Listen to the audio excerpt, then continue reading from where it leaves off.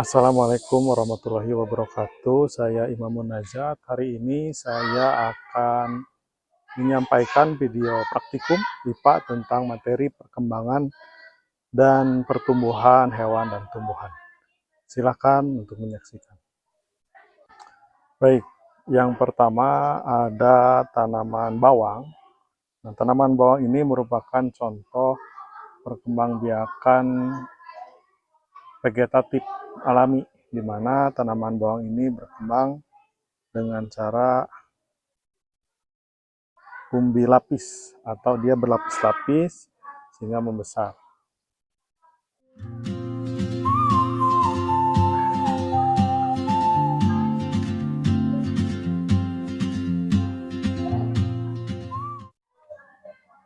Selanjutnya kita ada tanaman stroberi.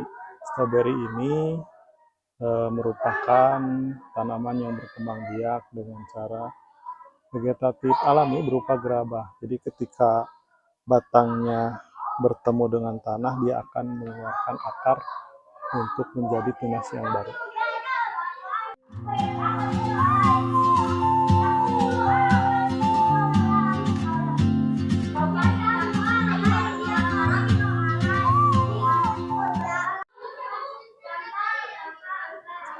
Selanjutnya di sini ada tanaman kangkung. Cuma tanaman kangkung ini merupakan hasil generatif alami, yaitu dihasilkan dari perkembangbiakan bunga yang nanti menghasilkan biji.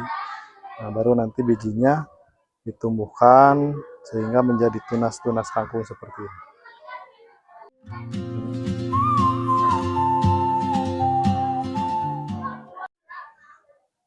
Selain contoh perkembangbiakan dan pertumbuhan tanaman, di sini juga ada contoh hewan, perkembangbiakan hewan. Di sini ada beberapa wadah kompos di mana di dalamnya terdapat larva dari lalat. Nah, mari kita lihat.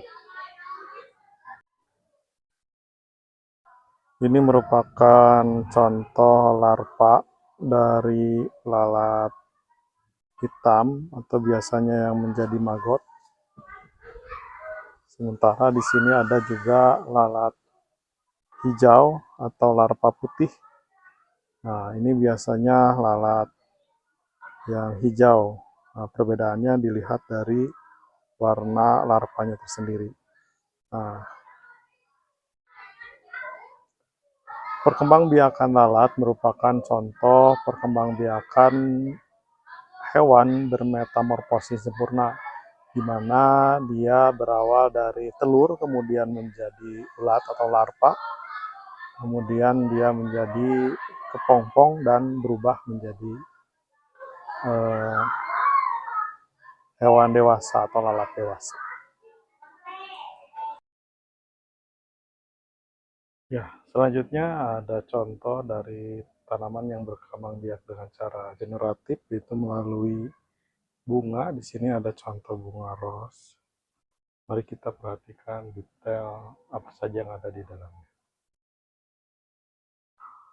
Ya, inilah contoh bunga di mana terdiri dari mahkota, kemudian ada benang sari, dan di tengahnya ada petik. Nah, benang sari ini mengandung serbuk sari yang nantinya jika bertemu dengan putik maka akan menghasilkan tanaman baru berupa biji sehingga nanti bisa berkembang biak secara alami.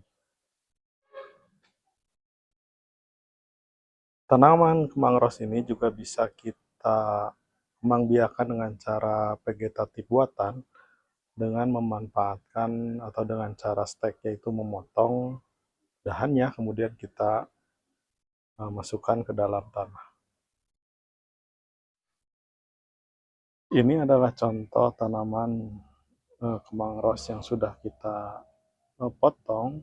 Pastikan ini segar sebelum di stek, kemudian tinggal kita masukkan saja tanamannya ke dalam tanah yang subur.